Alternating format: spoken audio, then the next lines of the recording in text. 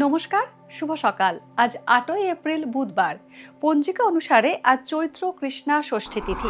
বৃষ ও মিথুন রাশির জাতকদের ভাগ্যে আজ কি আছে জেনে নিন।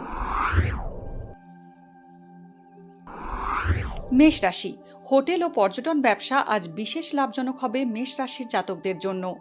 জনসেবামূলক কাজে আজ অর্থ ব্যয় হতে পারে। স্নায়ুর সমস্যা বা চোখের সমস্যায় কষ্ট পেতে পারেন।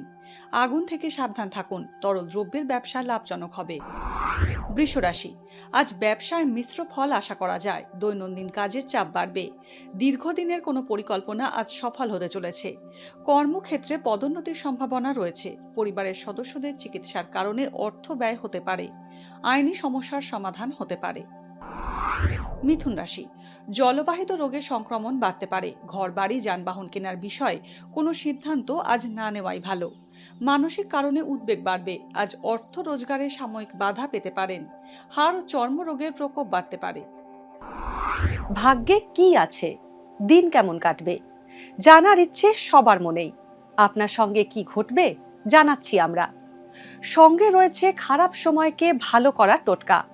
ঘরের কোথায় কি রাখবেন, বাস্তু কি বলছে, কি রহস্য হাতের রেখায়।